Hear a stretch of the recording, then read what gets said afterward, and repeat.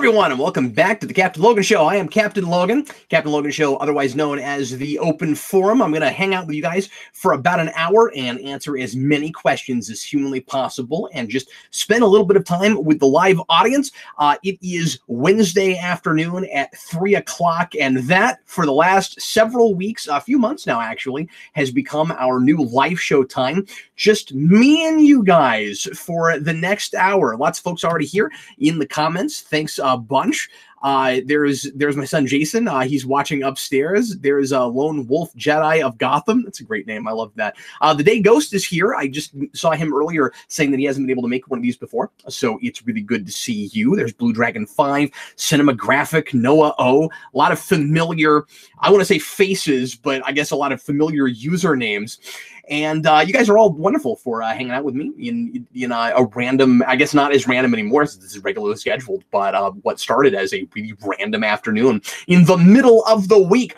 Really exciting week this week. Obviously, we've got Infinity War coming out on Friday for Thursday for folks who have finally figured out that Thursday is the new Friday when it comes to new movie releases. It used to be that Thursday night you would get midnight releases, and then Friday was the official opening day. I guess Friday is still the official opening day, but most movie theaters, especially larger, 20, 30 plexes, will give you a brand new movie on Thursday night as early as 7 o'clock, and that's when Eric and I always go. And we've already got our tickets for Infinity War, and I think at this point, if you didn't already get your tickets, you're probably going to have kind of a tough time with at least getting decent seats. I think we waited even longer than we probably should have. We're going to go to an XD showing tomorrow at the Cinemark, and we're going to be closer to the screen than I usually like to be, just because so many of those seats had already been filled up. And we're taking Eric's girlfriend with us, and it was really hard to get 3 seats together. So obviously, this is going to be absolute madness. It's going to be really insane. I'm very curious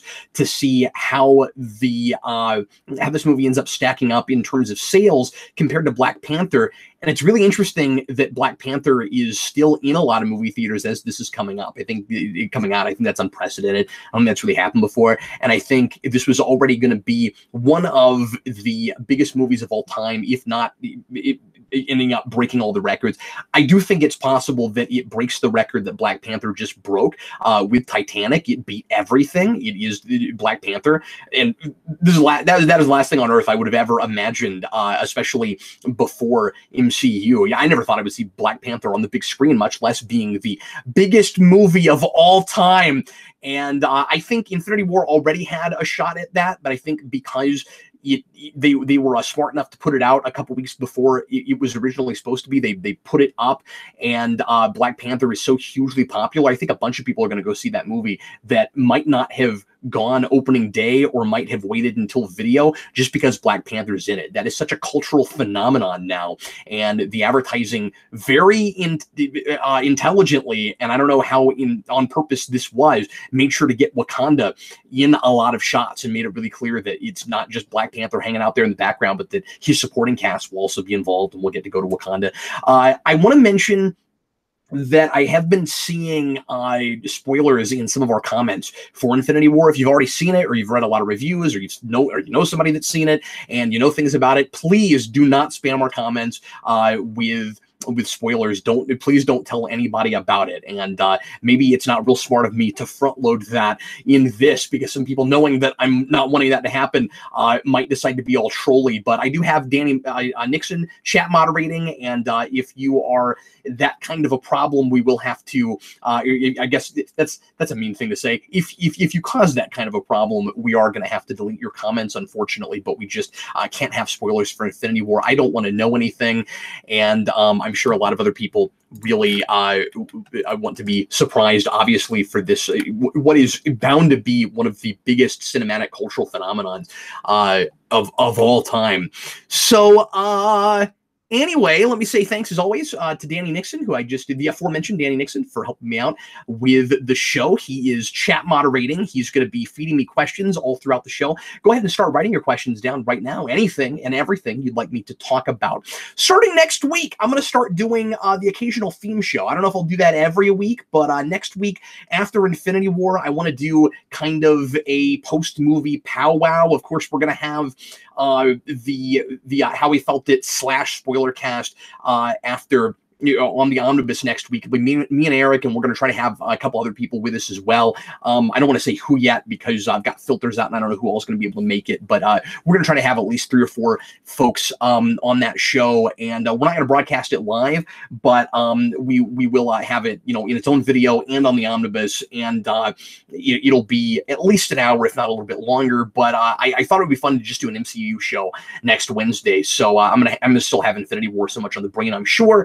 And hopefully I will have seen it a couple times by then. So maybe anything I didn't get around to talking about then about that movie, I can talk about. We can do some speculation. I can hear what you guys think is going to happen for Phase 4.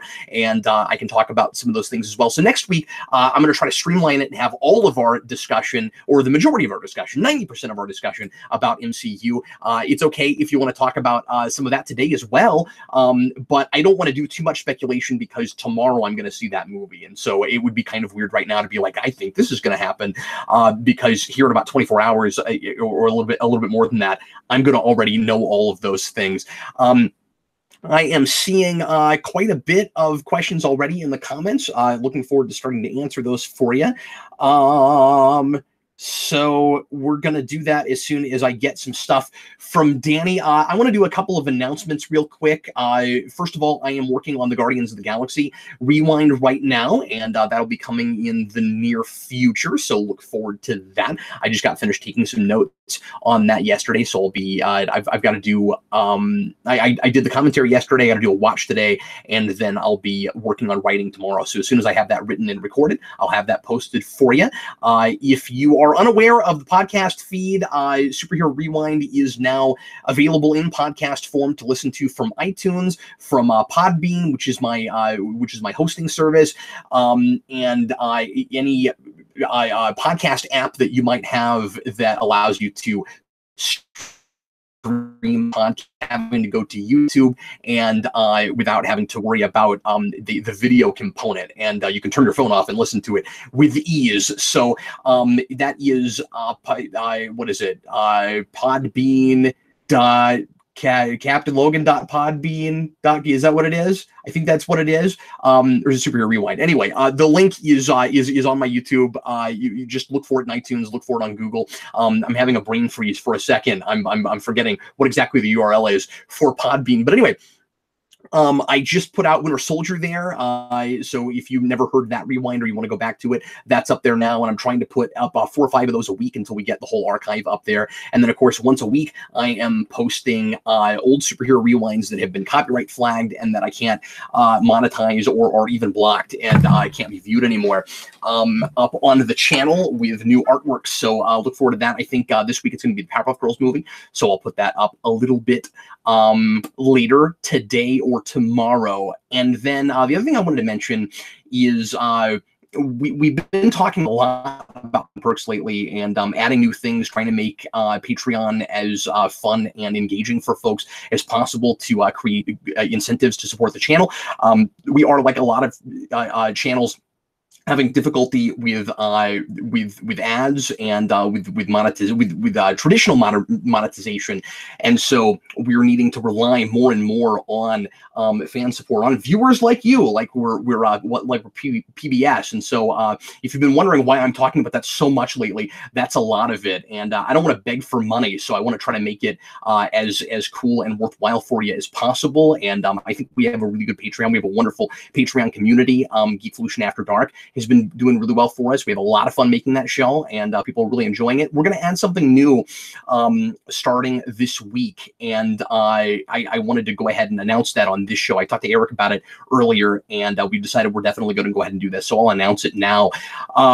So we announced last week on the new omnibus, on the Power Rangers themed omnibus, that next year, starting January 1st, we're going to do a whole year-long mania. It's going to be absolutely insane.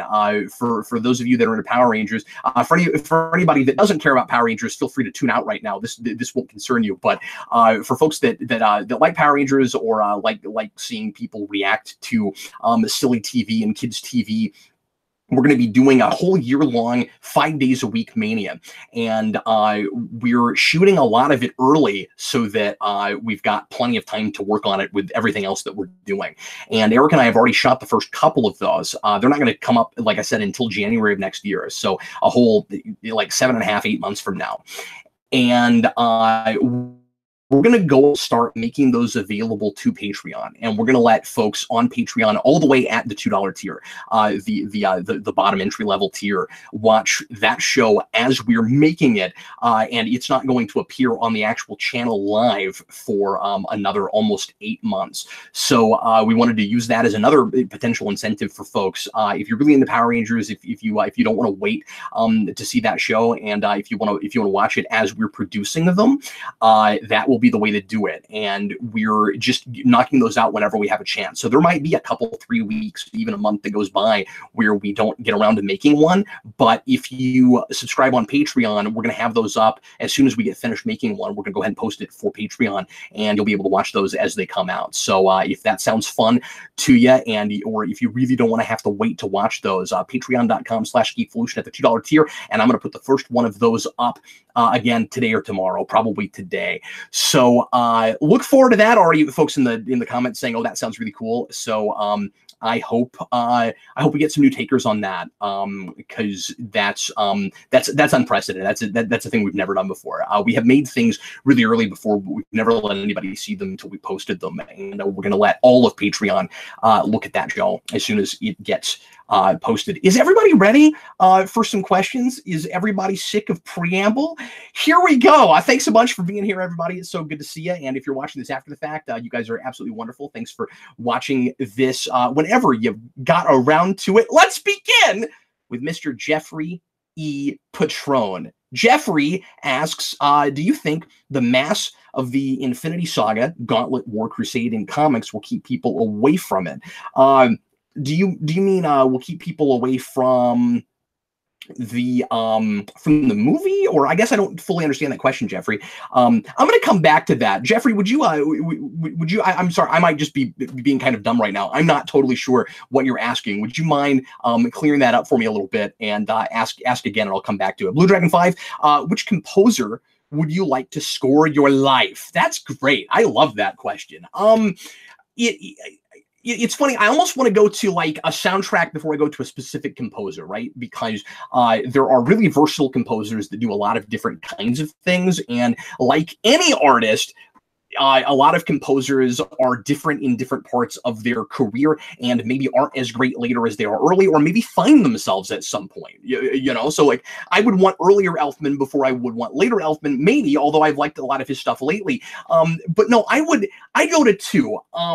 The Hans Zimmer that was doing Batman Begins, as cliche as that music has gotten for a lot of people, because after Dark Knight popularized it, it started showing up in everything. I think of, regardless of that, just in my own head, it is still some of the greatest score and some of the most driving kind of makes me think of self-determination kind of music that like whenever I listen to that score, and I still do to this day quite a lot, it makes me feel like working. It helps to spur me on. It gives me a sense of drive, and or enhances my sense of drive. And so I kind of think of the Batman Begins score sometimes as kind of the score of my own life, which is silly because I'm not putting on a costume and going out and fighting crime. I'm just writing, but there are days where I'm at crunch time, and I've got to put a lot of hours in, and I've got to kind of make what feels like the impossible happen, and that's the kind of score that I want for that. Also, John Ottman with X2 and Days of Future Past, his X-Men work. I would love to have Ottman score my life, because even if it didn't sound like the X-Men movies, I love his work, and I think he's a really versatile composer. But those would be, I think, the big two would be Zimmer and Ottman. Grady Childs, is XD IMAX? I'm tempted to see it in IMAX. Yeah, XD is essentially the equivalent of IMAX for Cinemark.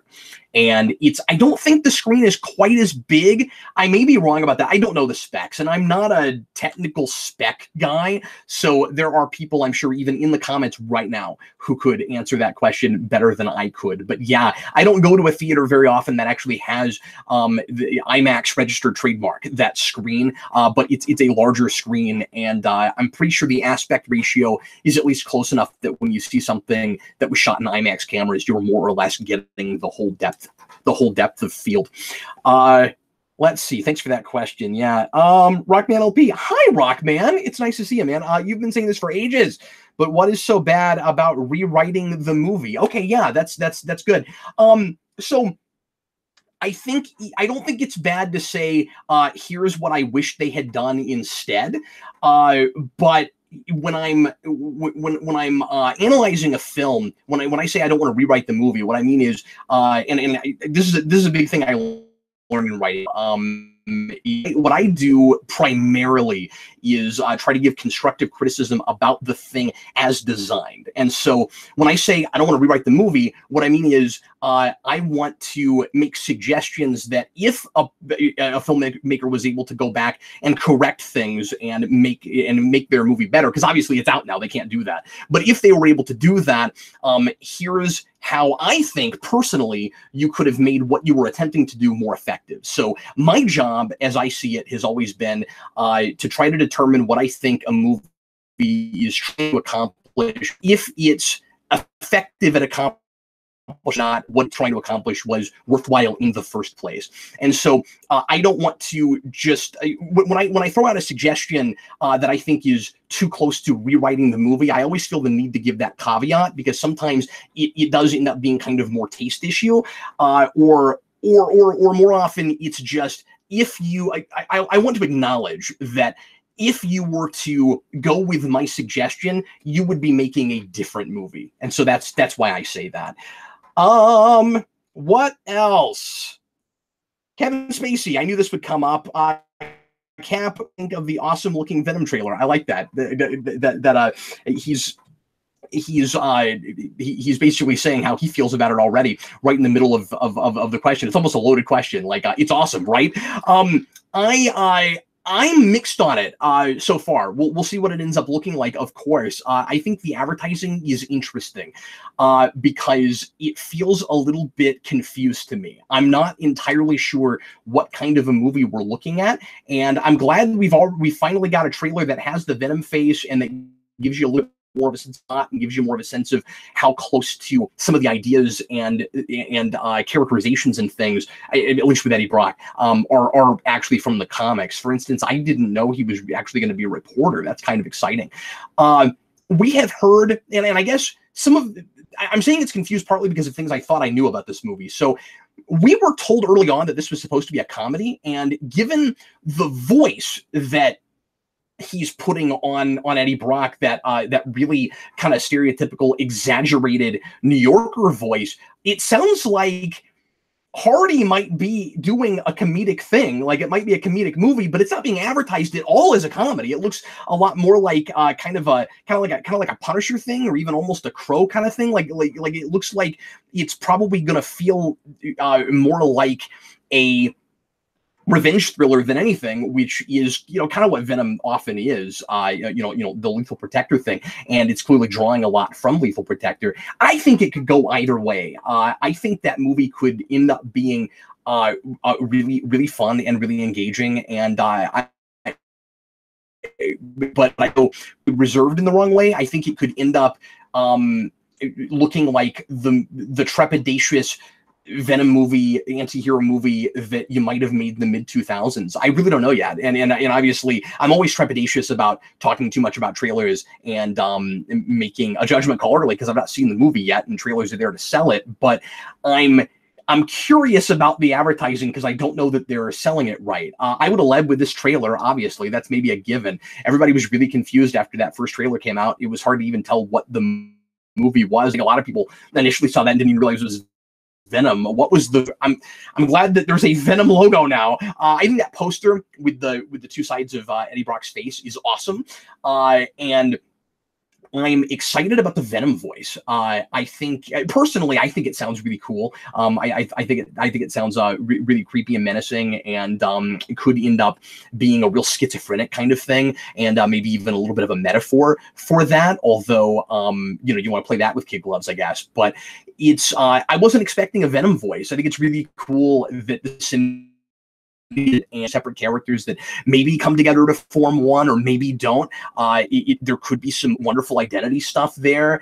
And yeah, I'm more excited about it than I was before, certainly. But I'm a little bit head scratchy about the way they're selling it. I don't know. Eric and I are going to be talking about that some more on the Omnibus this next week, but those are my initial thoughts. Feel free to throw some more questions in the comments if you haven't done that yet. I have quite a few already to start answering.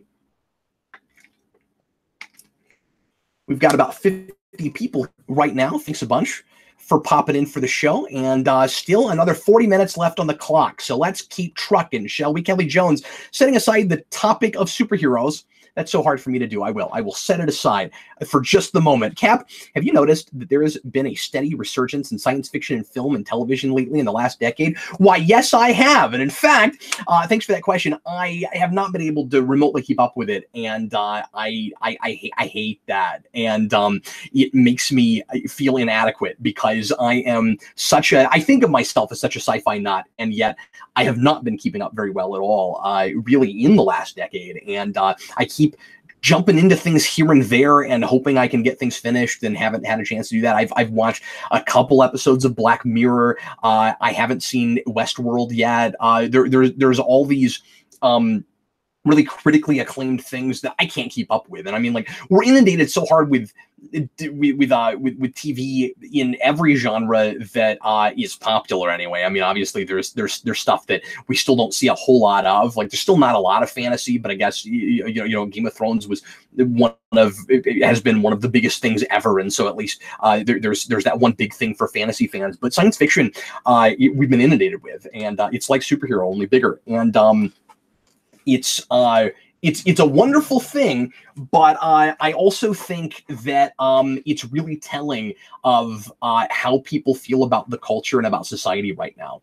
I think a lot of the reason that that science fiction is as popular as it is at the moment, but also keep in mind that I don't want to overstate that, because there are a lot of shows that there's often had with something where there's kind of a cult following for it, or there's kind of there's a nice healthy group that's watching it, but it's not big enough to keep it on the air. There's still a lot of that goes on. You still get shows that kind of hang by a thread depending on what kind of platform or what network they're on. I think that's part of why that stuff is working out better in on streaming services on Netflix and Hulu and such. But anyway, I think it's important to note that part of the reason that it's not just popular, but that a lot of creators are wanting to make that stuff is because we are living in the future, because we already are in some ways in a futuristic landscape, such as was written about in the 50s and 60s in a lot of classic science fiction.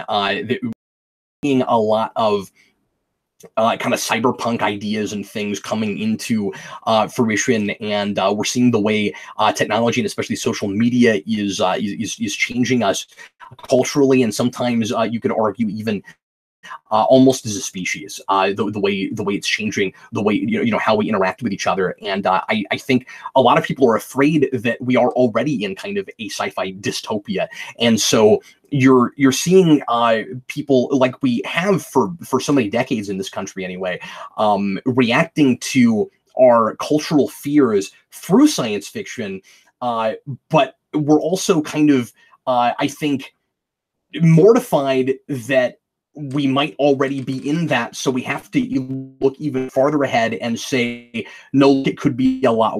It's almost this optimism through cynicism thing, if that makes any sense, where we're saying like we'll create these dystopian futures where we'll say, well, you know, if we're not careful, this could happen. And it's not just about technology; it's about the environment. It's about our fears that we're that we're going beyond the point of no return and beyond the point of complete disrepair. At some point, we're gonna have to leave our planet because we're not going to be able to breathe the air, and because we'll have the temperatures will drop to the point where we can't hardly even stand to live on our own planet.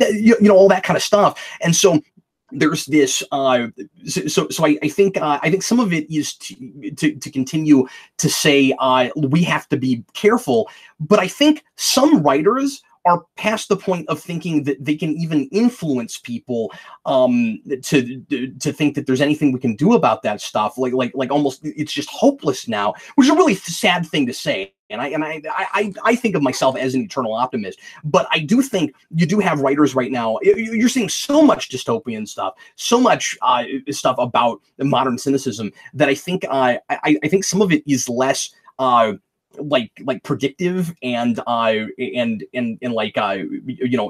trying to change anybody's minds, and more about just saying okay, well, this is where we are now, but like it could be so much worse, and maybe there's almost a sense of relief if we can imagine something worse than what we have right now. It's sad, but I do think some of that is happening.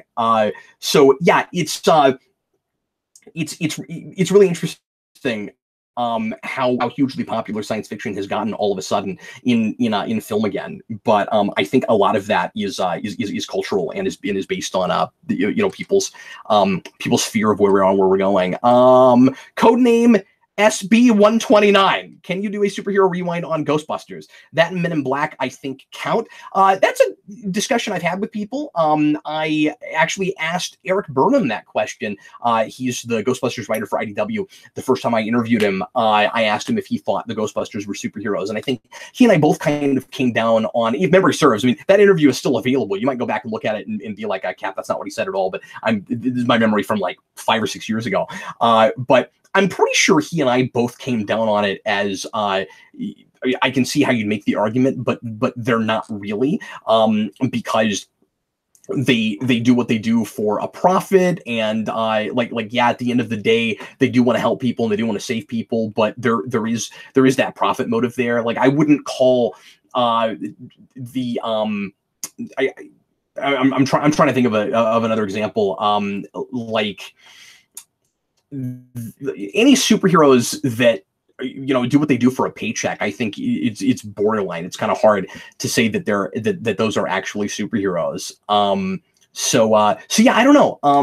If I would actually, I think I could review that in that vein. I've done that with some things before. I've talked about this before, like with Sin City, where that's not really a superhero movie, but I was able to kind of talk about it like a superhero movie.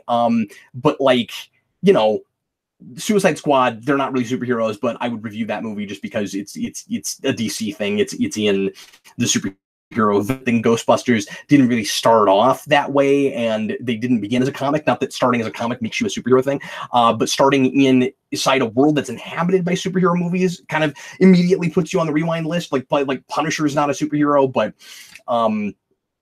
he ends up being being thrown in there. So anyway, so yeah, I'm not totally sure if I would do that, but like Heroes for Hire is what I was trying to think of. I wouldn't think of them as superheroes really, but then it's in the name, like they're heroes for hire. So I don't know. I would have to noodle that a little bit. And then Men in Black, I don't think so. I think I could maybe have my mind changed on it, but there ends up being a real slippery slope where there's so many things that are that are really easy to throw in that bucket, that my job would just go on forever and ever, which honestly at this point might end up happening anyway. But I like both of those movies, and those are things that I would like to write about. But I think I would.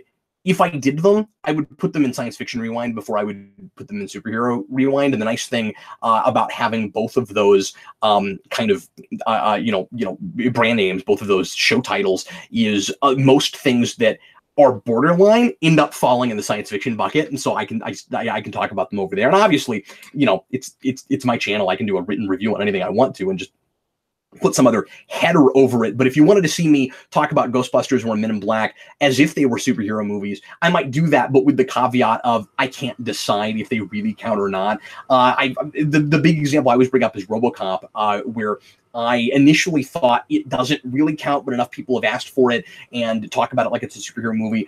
Maybe I'll do it within that lens. And then it won me over as being a superhero movie. And I said in that review that it's not that I'm reviewing it as a superhero movie. It's that I've decided it absolutely is a quintessential, superhero kind of thing. So anyway, I think part of the reason that superhero has become such a catch-all thing that it's its own genre now is because so many things easily fall into that purview. It used to feel niche, and now it feels now it feels like its own genre. Or I should say, because that's the thing I go back and forth on too. Is superhero a genre or is it a subgenre?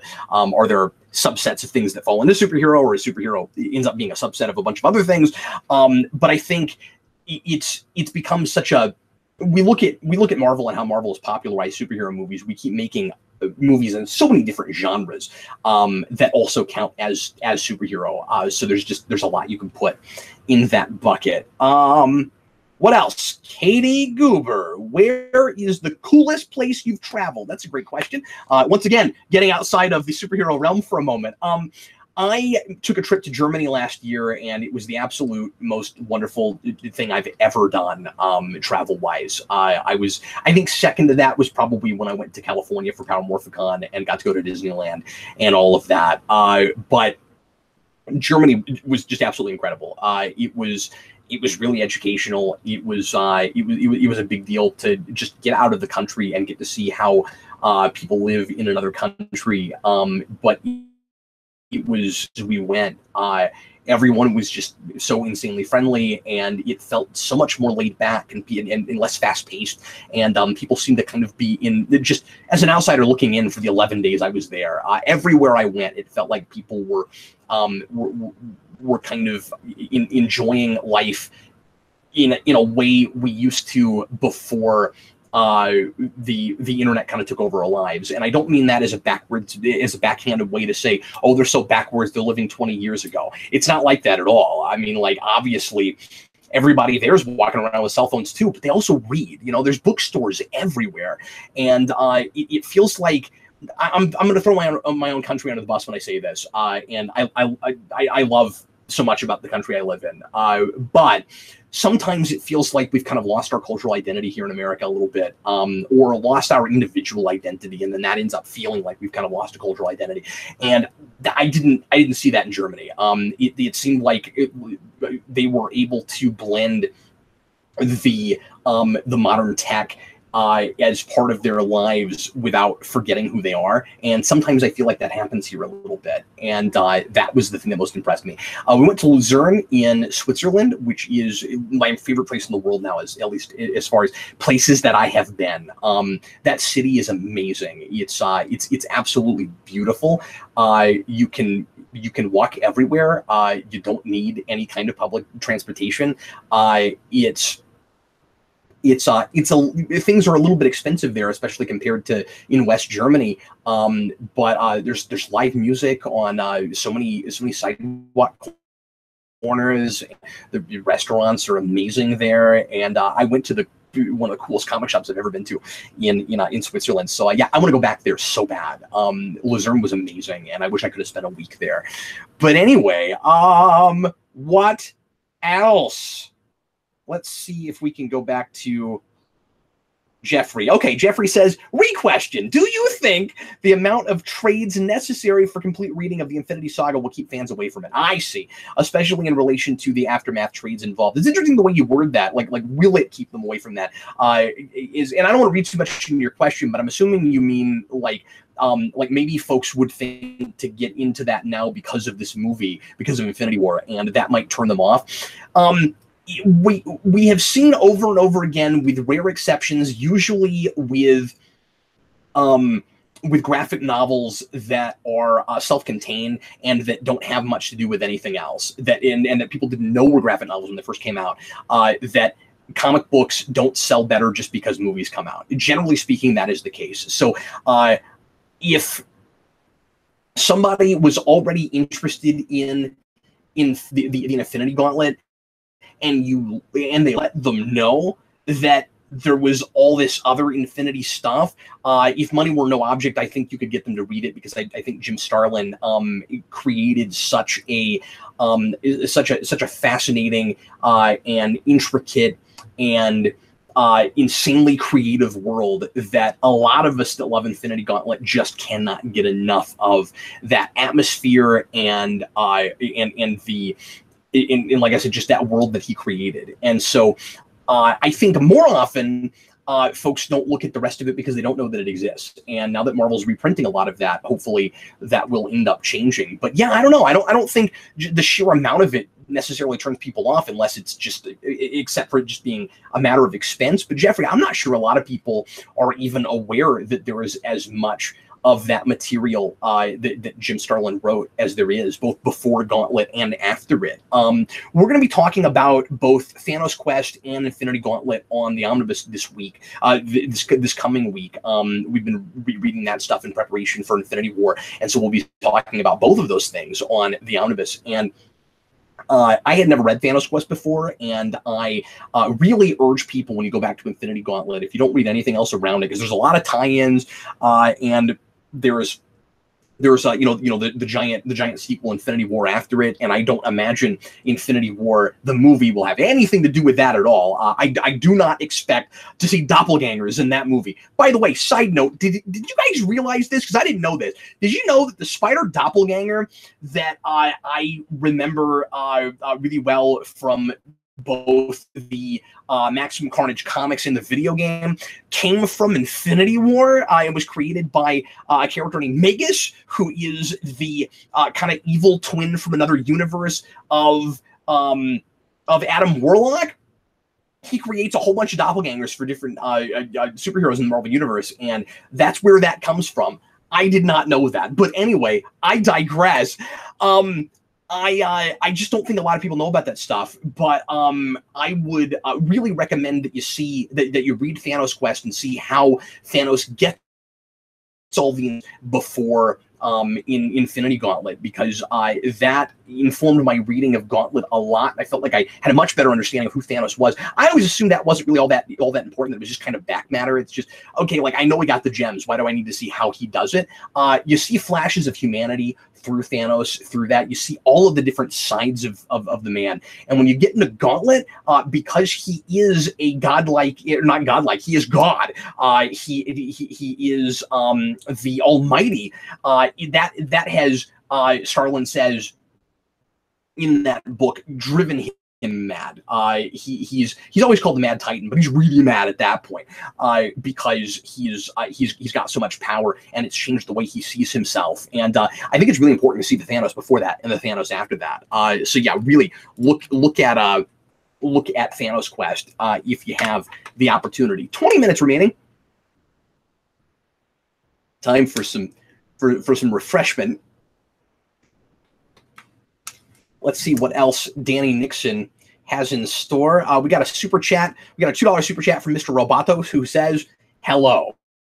Hello, Mr. Roboto. If you ever want to do a super chat, you can make sure that I read your question on air, as long as it's not lewd or you're being really super mean to someone in the comments. I will always read a super chat, and really appreciate the support. So thanks a bunch for that. That's also a way to support the channel besides the Patreons. William Parcell.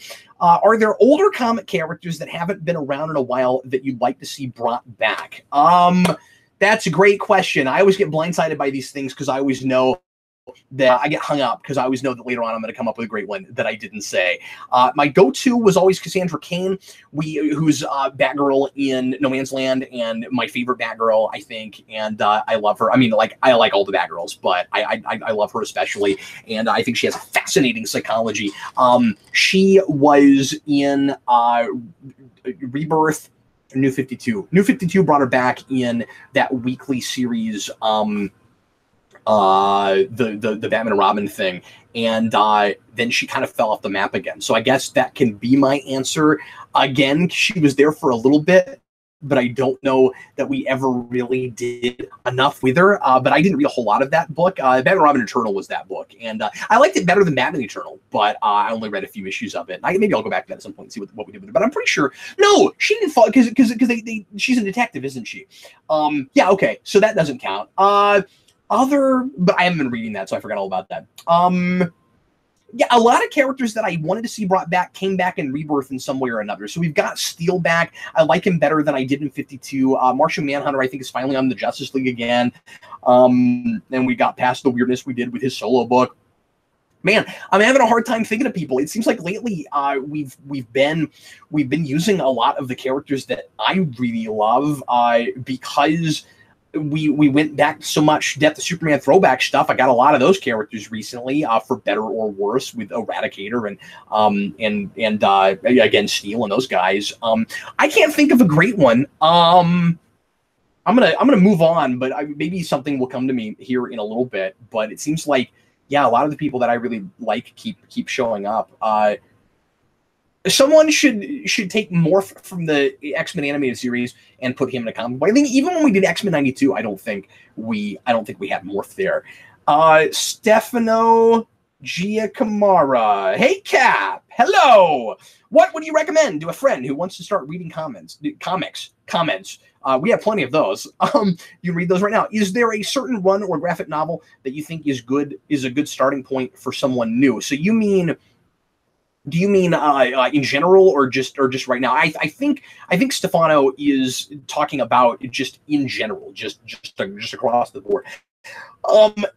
Comics are like any medium, and I don't say this to cop out, but this is always a tough question for me to answer, because I think comics are sort of like anime in that people think of them like they're a genre, and there are things that we think of that we do in comics that we don't do a lot of other places that we think of as very comic book-y. But it is a genre, so that question is a lot like asking, I've never played a video game or I've never watched a movie, can you recommend one? And my answer is always, it depends on what is the depends question. It depends on what you like, what kinds of things you're really into. There is I have always kind of agreed with the notion that there is a comic book for everyone, although I also agree with William Binderup, who in my documentary, Midwest in Panels, he's the guy who runs my comic shop, Elite Comics here in Overland Park, Kansas. He says that there is not a comic book for everyone because it's hard to get people who have never read a comic book to read a comic book. You have a lot of people who just simply don't care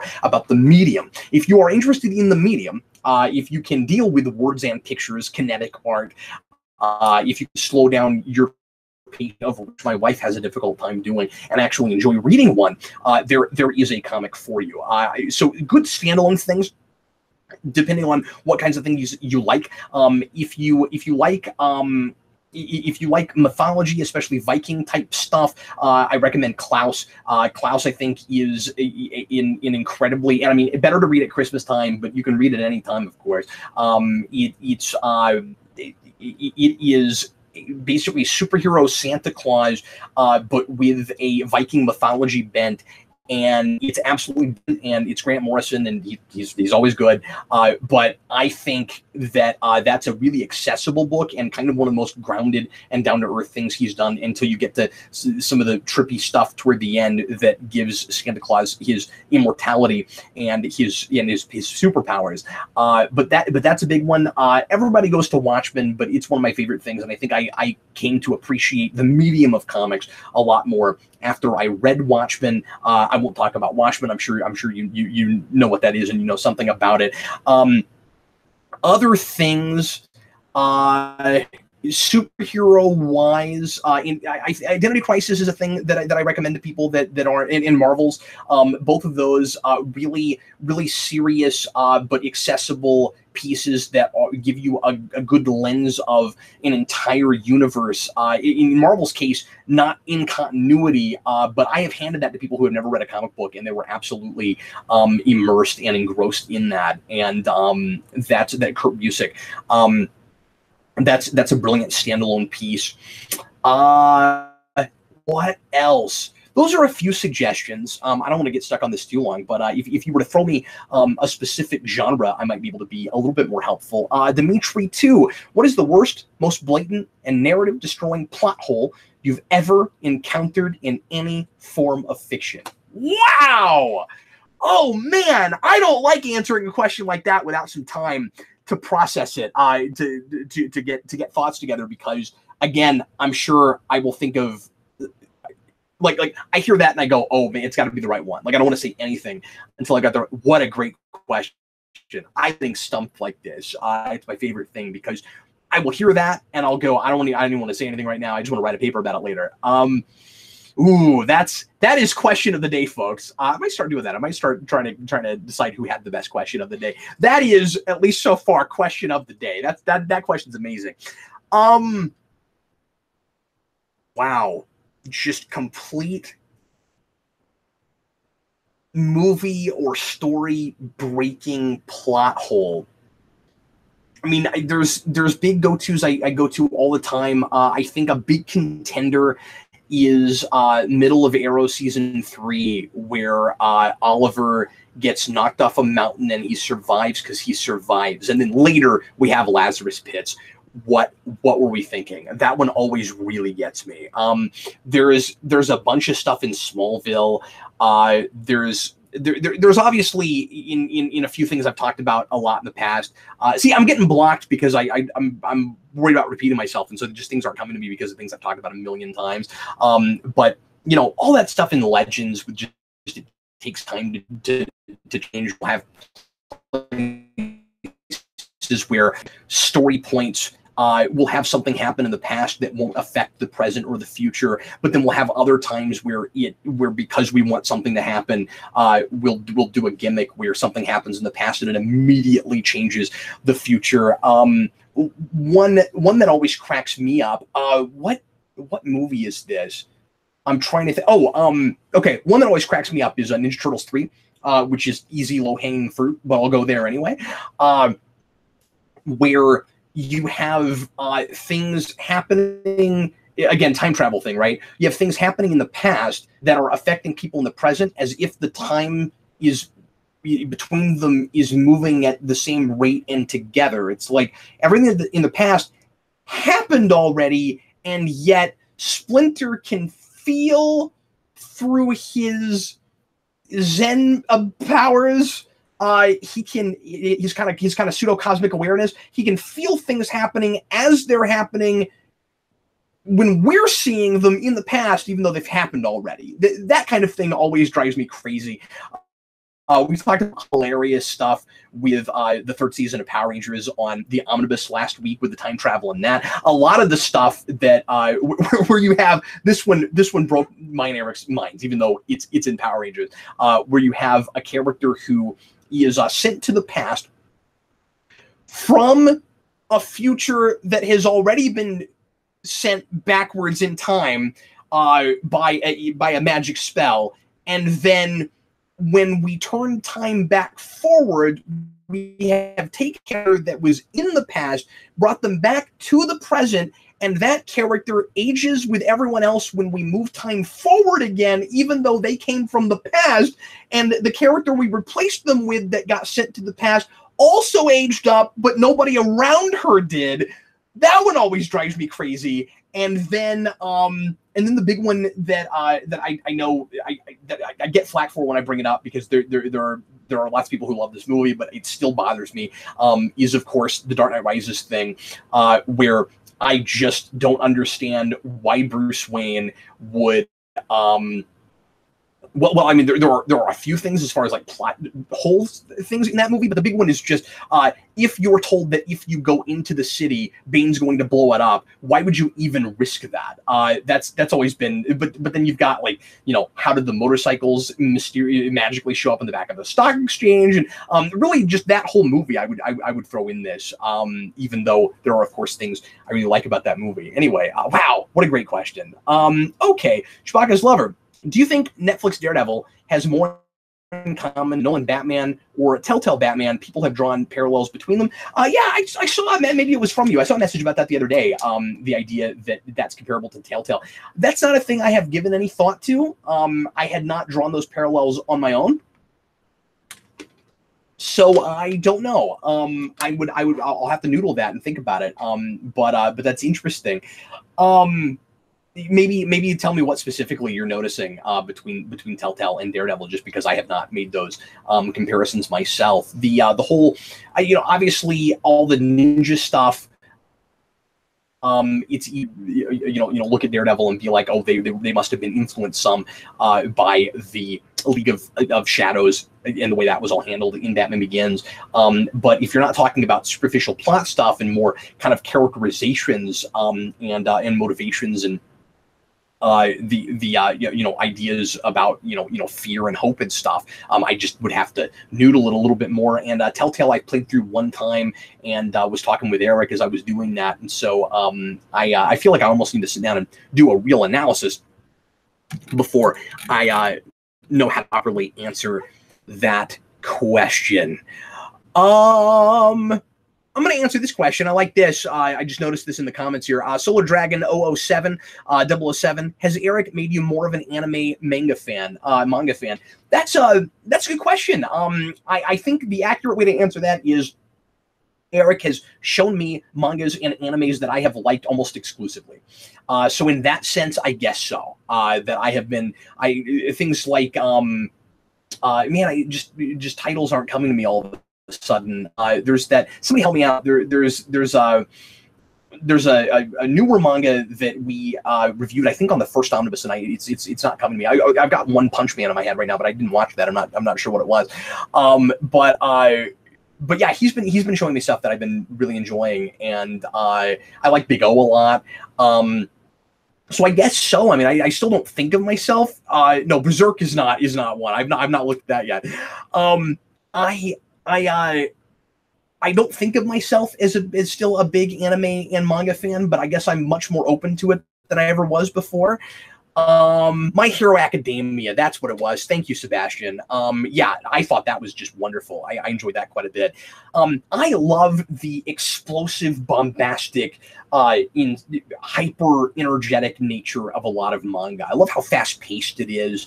I love that. I feel so accomplished when I finish one, right? Because they're thicker than just a comic book, or even they feel thicker than an average graphic novel, and yet the size of them is smaller, and so there's not as much to read on a page, and they're not usually insanely wordy. A lot of the time they're really action driven, but then much of the time they're more involved, and there's more story sophistication than a lot of American comics that I could name. I don't mean more of that than anything, but I just think that from what I've read anyway, it feels like the bar of quality seems to be a little bit higher with a lot of those. But maybe it's just because I've been maybe that's just anecdotal. Maybe I've just been fed the cream of the crop. I don't know.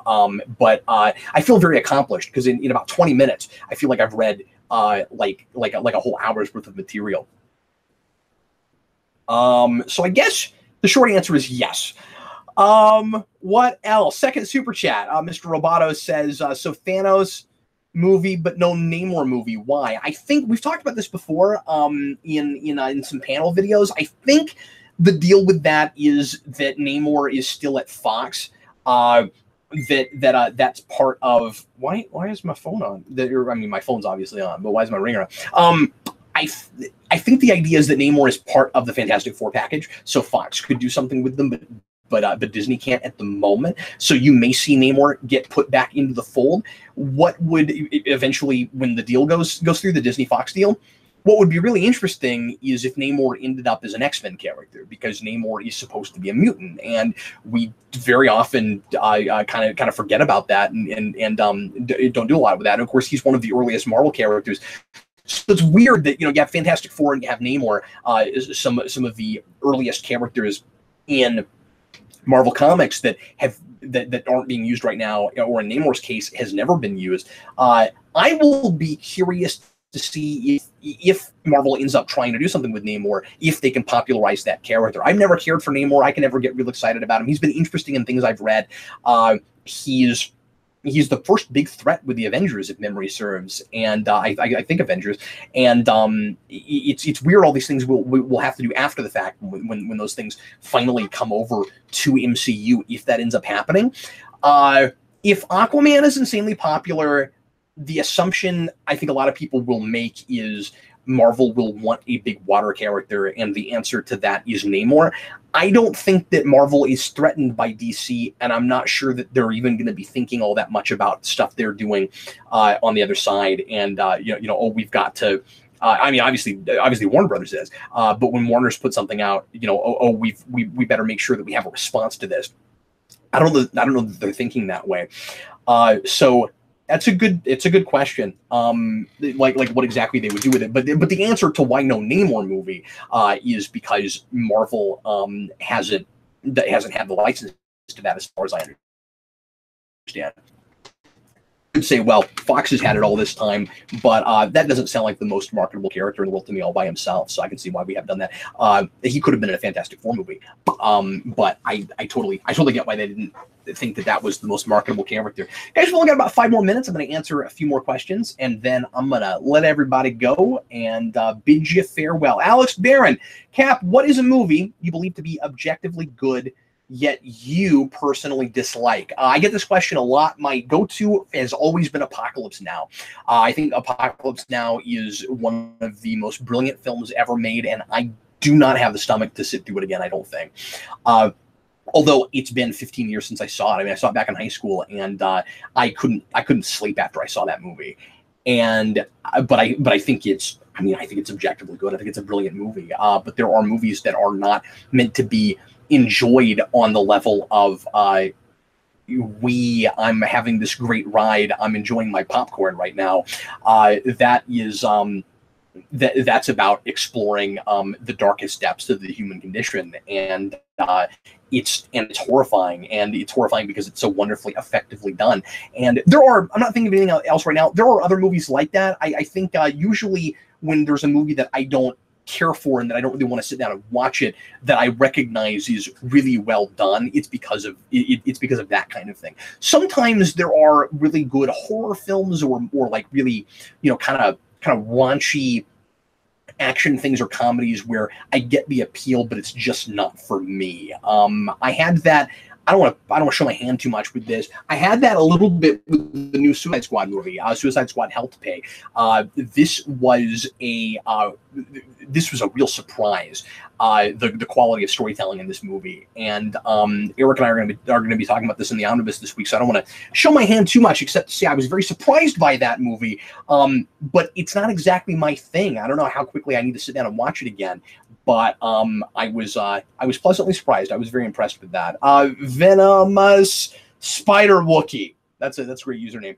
Cap, have you ever seen Fantastic Planet? Nope. I don't even know what that is. Fantastic Planet. Not Forbidden Planet, but Fantastic.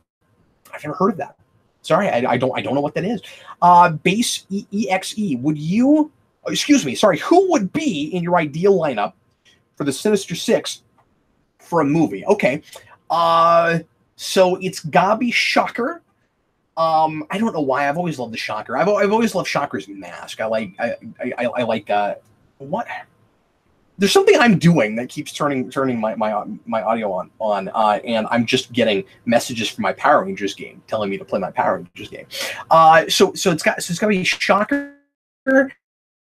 I have a hard time with a lot of the big either original Sinister Six members or Sinister Six that I remember from the 90s animated series. But I guess it would be Shocker, Doc Ock, maybe Venom. I kind of like the idea of Venom on the Sinister Six. And then you'd have let's see, who else? Rhino, because that comic relief thing can work sometimes, and you gotta have kind of a big heavy guy. I'm not a giant Sandman fan, so I guess I'm not going to put him there. Who else would I say? Let's get weird and silly and creative. I'll put Shriek on that list. I like Shriek a lot, and very rarely do you have a female character on the Sinister Six. So I'll throw Sheik in there, or Sheik. I'll throw Shriek in there, and then lastly, let's say, see, not Electro, because Electro and Shocker feel like they have almost like the same kind of gimmick, you know. So like I don't usually like to put him there. Let's say I said Hydra Man. I'm gonna say the Spot. My six guy is the Spot. That's my Sinister Six lineup. What do you guys think of that? Let's see. Let's try to answer a couple more. Give me just a moment, if you would.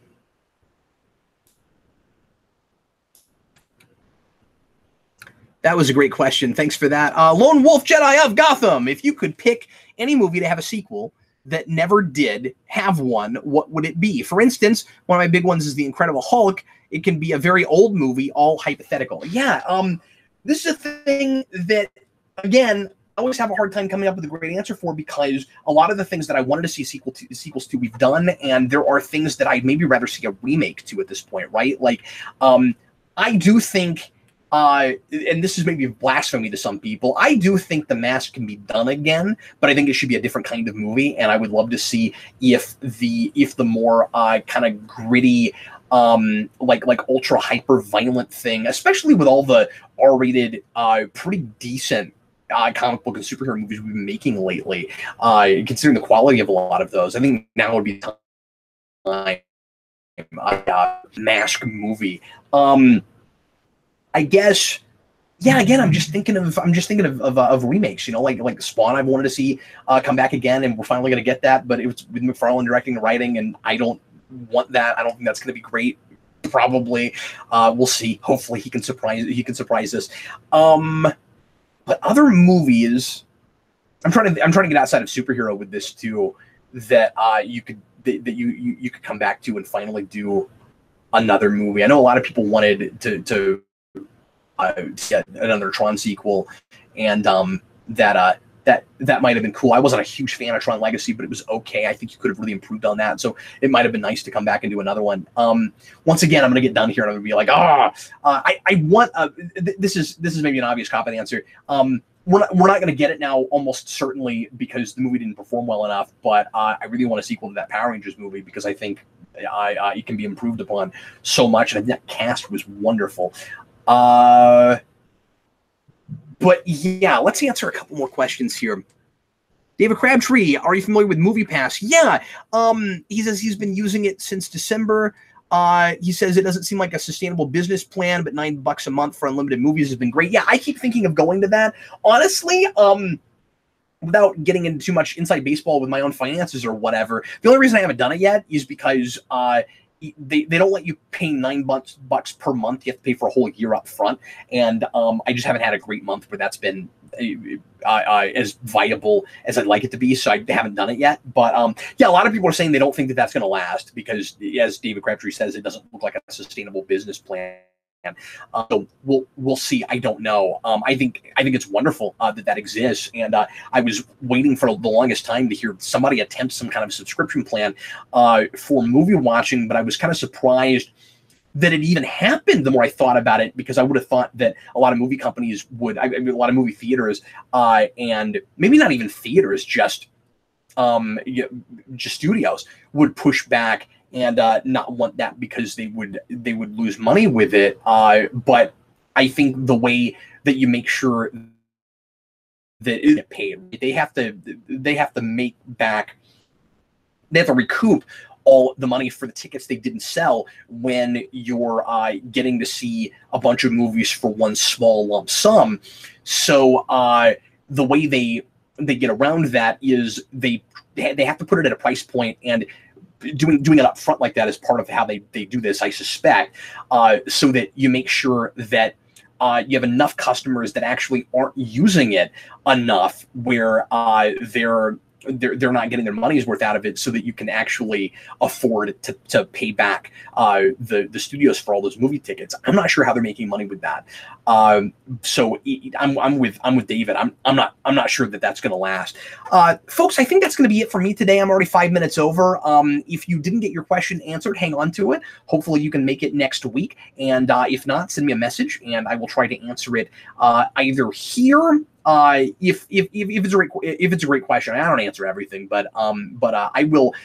If you send me your question, I will do my due diligence and attempt to answer it either here next week, or on the couple weeks when we're not doing a theme show. I think next week we're going to talk Marvel almost exclusively. And thanks for all the non-Marvel questions today, since we're going to do a lot of that next week. But we'll do a Marvel theme show next week. So I'll try to answer it at least in a couple weeks, or on the Omnibus this week with the letters pages with Eric. So we do Q&A a couple times a month, off camera. It's all on camera, off line, not live. There's not a great way to say that. And then I'm here once a week because we have continued to get a healthy, interactive audience, and people keep bringing the insightful questions. You'd think by now that we'd be talking about all the same stuff over and over again, and that we would have run out of things to say, but apparently not. And I'm just enough of a windbag to make it work. So anyway, you guys are wonderful. Thanks so much for being here. Really hope you had a good time. Let me look back at the chat window here. Oh yeah, people are talking about Allison Mack. I talked about that a little bit on the live After Dark the other day, so I'm not going to go into that now, except to say, yes, she was released, but there's almost certainly going to be a trial. As far as everything I've read, as far as I can tell, she's not out of the woods. She's not off the hook. She just made bail. People keep sending me messages that are like, oh man, isn't that outrageous? The justice system has failed us. No, I think she's still very likely to end up in jail for a number of years. But we'll see what happens. Anyways, folks, that whole thing has just been so strange to me, and it hurts my feelings. I really liked her. It's really sad. All of that. If she did what she allegedly did, and it looks like she almost certainly did. I mean, I want to have a innocent until proven guilty attitude, but it looks pretty open and shut. But anyway, you guys are great, and I really appreciate you hanging out with me, and we will do it again next Wednesday at 3 o'clock Central Time in the afternoon. Thanks for watching the Captain Logan Show. I was indeed Captain Logan, and I'll see you again next week.